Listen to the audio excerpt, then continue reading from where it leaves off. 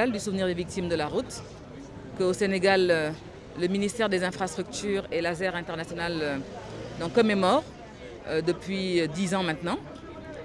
Et cette journée est une plateforme d'hommage aux victimes, celles qui sont parties, mais également celles qui sont encore là, à qui nous devons assistance.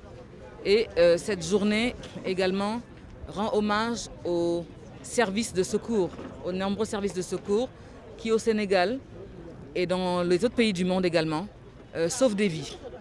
Et cette journée également est une journée d'appel à toutes les forces vives qui ont en charge ces victimes pour encore renforcer cette prise en charge, cette nécessaire prise en charge, dans la mesure où il ne s'agit pas juste de dire massa comme on dit ici chez nous. Cette personne va continuer à vivre avec ce handicap, avec cette invalidité-là, donc il s'agit de l'accompagner. Et nous plaidons et nous faisons un appel pour la systématisation de cet accompagnement-là, parce que ces personnes vivent des drames personnels, des drames physiques, des drames sociaux que l'on ne peut pas mesurer.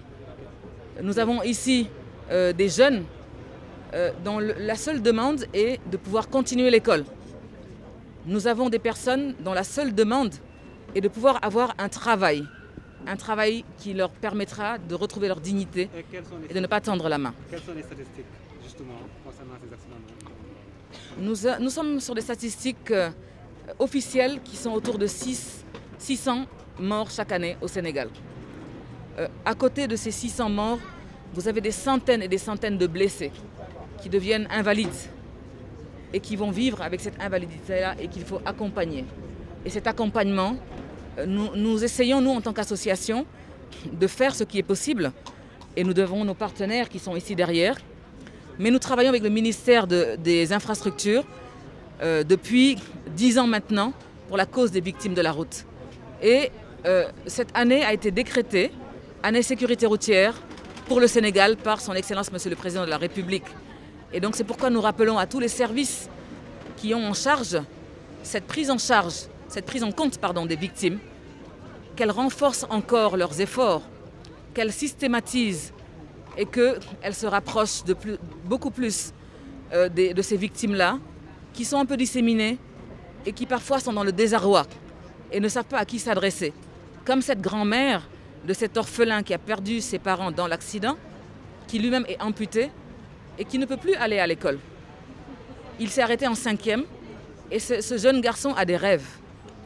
Il voudrait devenir entrepreneur, il voudrait devenir simple citoyen, un fonctionnaire tout simplement. Et il ne peut pas. Et ses rêves sont brisés.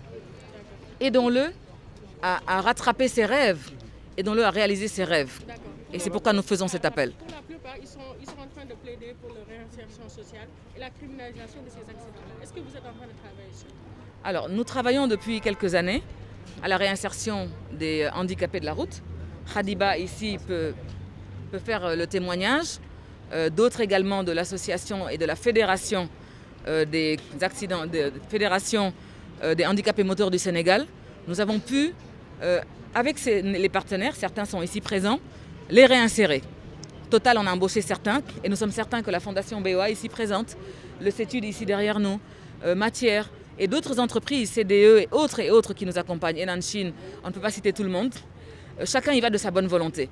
Mais également un métier de standard, être à un poste de secrétaire, à un poste même de cadre, parce qu'on est handicapé de la route, il n'y a pas de contre-indication. Et donc il faut changer cette mentalité qui fait que parce qu'on est invalide, que nous soyons en marge de la société.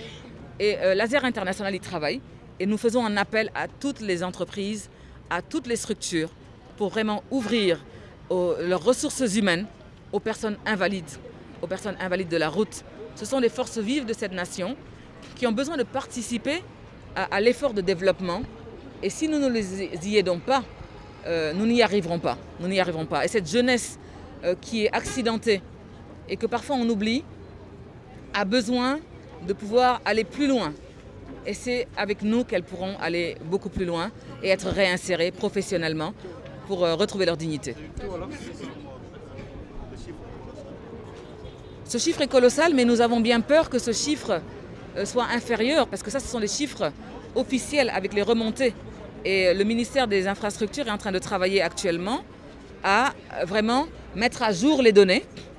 Parce que pour pouvoir travailler sur des mesures efficaces, il faut des données qui sont le plus proches possible de la réalité. Et donc, ce sont ces chiffres officiels sur lesquels donc l'ensemble des autorités et l'ensemble des associations qui sont des chevilles ouvrières que nous sommes travaillons, derrière les autorités bien sûr, puisque nous travaillons dans le cadre du plan national de sécurité routière, mais ils travaillent à améliorer ces données pour que les mesures soient beaucoup plus efficaces et qu'elles soient impactantes, que les accidents de la route puissent vraiment reculer conséquemment et qu'ils atteignent leurs objectifs. Au Sénégal, c'est 35%. Et dans l'objectif mondial, c'est 50% d'ici 2030. Puisque nous sommes partis d'une décennie 2011-2020 qui n'a pas eu les résultats escomptés dans le monde entier. Et nous avons ouvert avec les Nations Unies une nouvelle décennie 2020-2030. Et nous espérons qu'avec vous tous, qui allez accepter aujourd'hui d'avoir des comportements responsables dans vos véhicules, sur vos deux roues, en tant qu'usager de la route, même un piéton ne doit pas avoir ne doit pas utiliser la route de manière distraite. Nos écouteurs que nous mettons, nous avons tous une responsabilité et nous devons changer de comportement pour que les accidents régressent conséquemment parce que c'est un frein au développement de ce pays-là.